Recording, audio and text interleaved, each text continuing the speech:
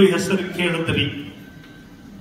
ನನ್ನ ದೃಷ್ಟಿಯಲ್ಲಿ ಎಲ್ಲಕ್ಕಿಂತ ದೊಡ್ಡ ಬೆಲೆ ಬಾಳುವ ಸಂಪತ್ತು ಮನುಷ್ಯ ಜೀವನಕ್ಕೆ ಅಂದರೆ ಅದು ಗುಣ ಸಂಪತ್ತು, ಶೀಲ ಸಂಪತ್ತು, ಕ್ಯಾರೆಕ್ಟರ್ ಸಂಪತ್ತು.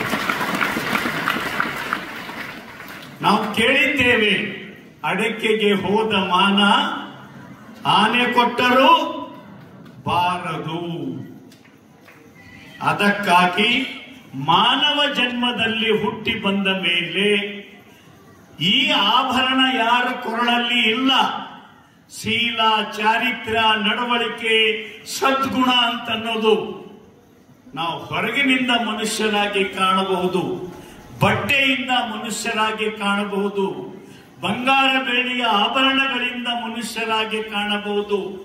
ಶೀಲ ಇಲ್ಲದಿದ್ದರೆ ನಾವು ಮನುಷ್ಯರೇ ಅಲ್ಲ. ಈ ಮನುಷ್ಯ ಅನ್ನುವ ಶಬ್ದಕ್ಕೆ ಕಲಂಕ ಅಂತ ತುಂಬಾ ದುಃಖದಿಂದ ಹೇಳಬೇಕಾಗತ್ತೆ. ಆಮೇಲೆ